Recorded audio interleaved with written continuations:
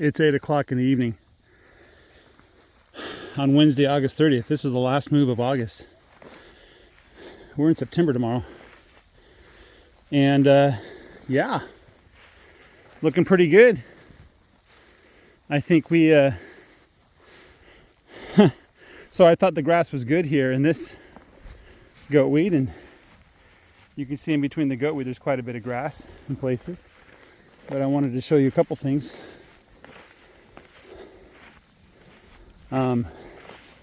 If you remember when I started this rotation on Friday,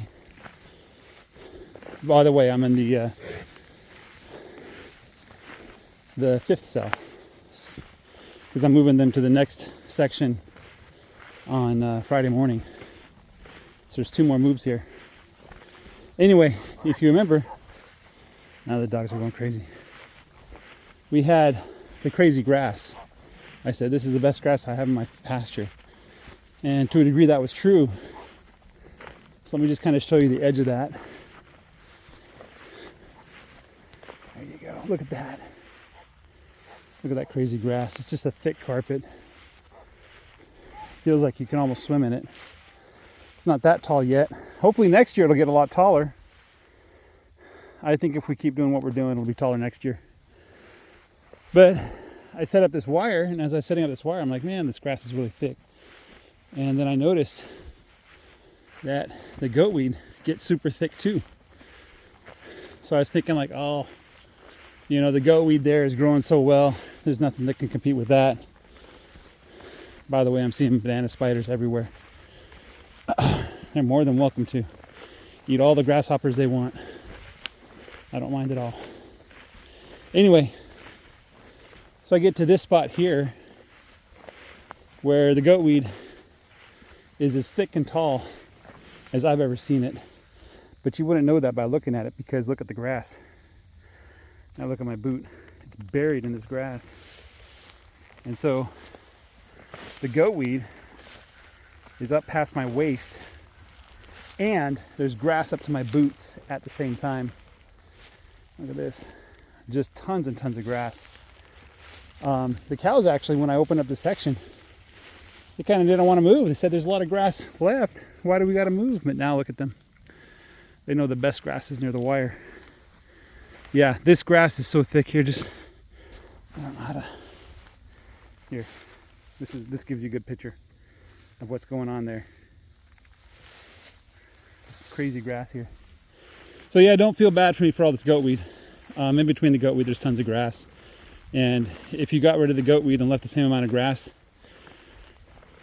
I'd be feeling pretty good for myself. So the goatweed only adds more solar collection, more nutrients, more aeration of the soil. You know, and then I got places like this where the goatweed's having a hard time. Well, the grass is having a hard time too. So places where it hasn't really established yet. Maybe the spring grass is too much for it. Don't know. Anyway, so I'm pleased as punch, despite the goatweed. Maybe because of it. I don't know. So yeah, we're done with August. This is the last day of August. I figure I should give a little recap of what happened in August. So we were in Korea for the first half of August. We came home on the 15th. They grazed for a week and a half in this northern part, and then a week and a half in the southern part. And then I moved them to the back 20 for 9 days. I didn't show you guys the back 20 after they grazed it, but they pretty much got rid of all the grass, and I probably overgrazed it. But seeing as how I won't be back there for 42 days at least, it should recover just fine. Plenty of time to recover. And then I started this rotation on the 25th. That's a Friday. And we are like a quarter of the way through of this rotation. And I'm just super pleased with the grass that I see around me. There are some spots that are kind of bare, or that the goatweed isn't helping the grass grow, but the goatweed isn't growing well there either. But the cow's poo looks good. It doesn't look too firm or too soft. The condition of the cows, look at this number 10. Number 10 is like in the middle of my herd. It's not the best cow, it's not the worst cow. It's just kind of in the middle. Is that 21? Yeah, that's 21. She has tons of flies, but she has great condition.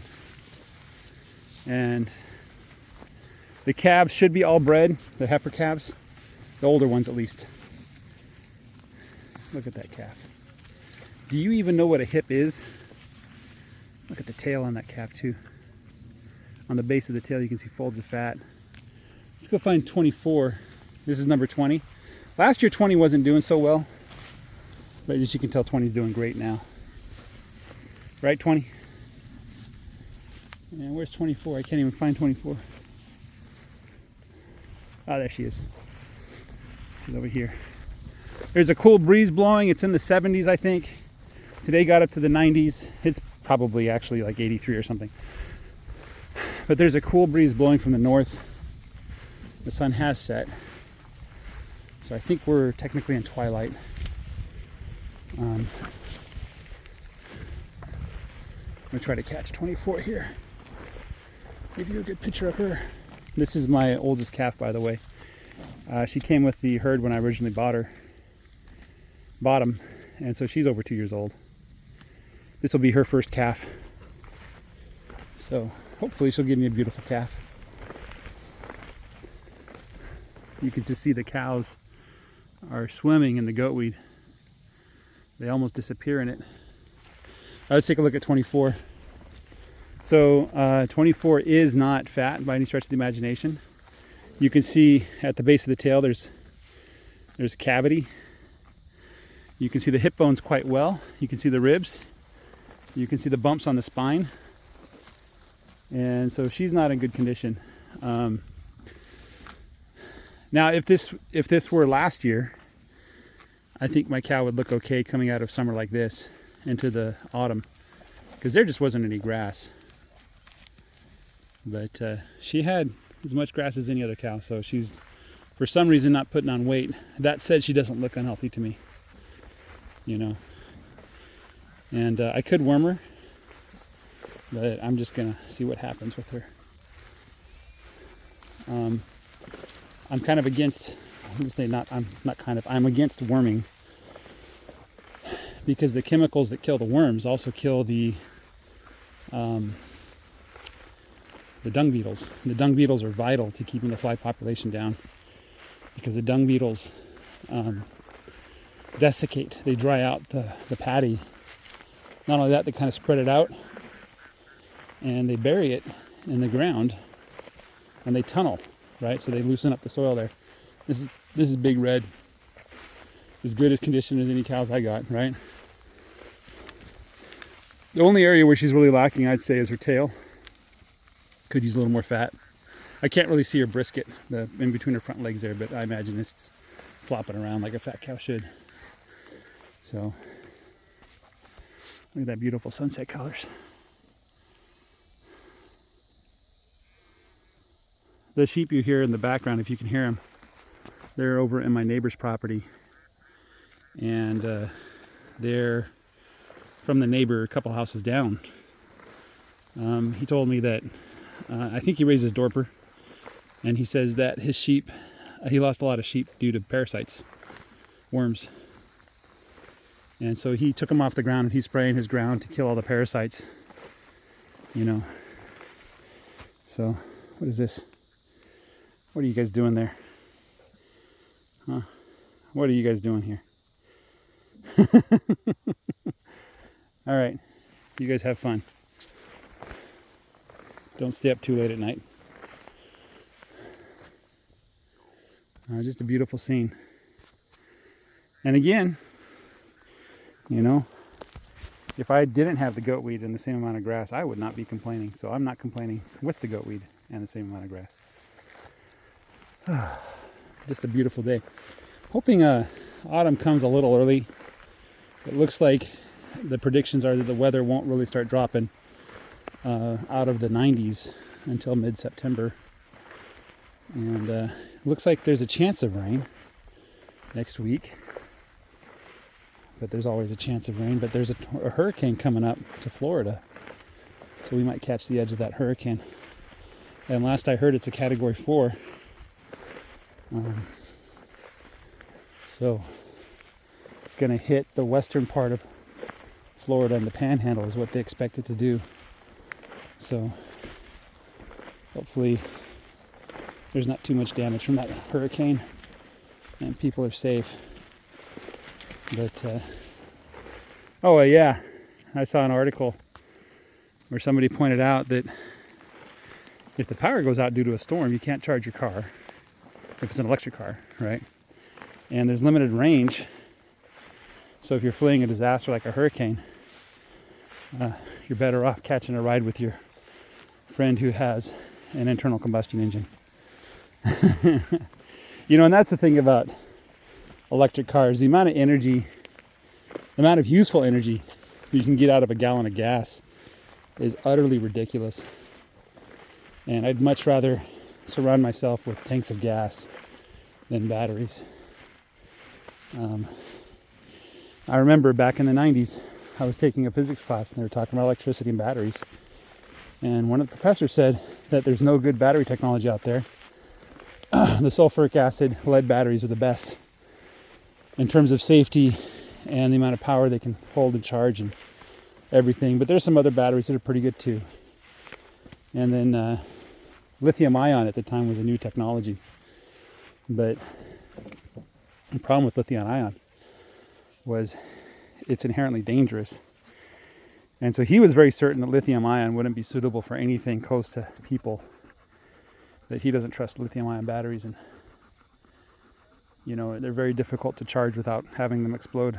They're very difficult to discharge without having them explode, and the slightest amount of damage can cause them to explode.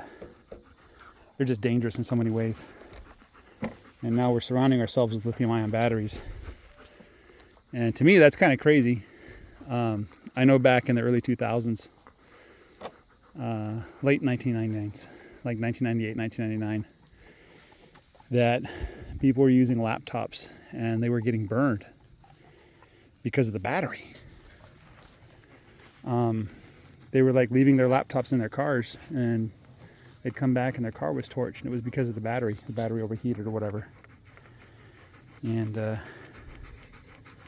787, one of the first planes they built, the battery caught fire.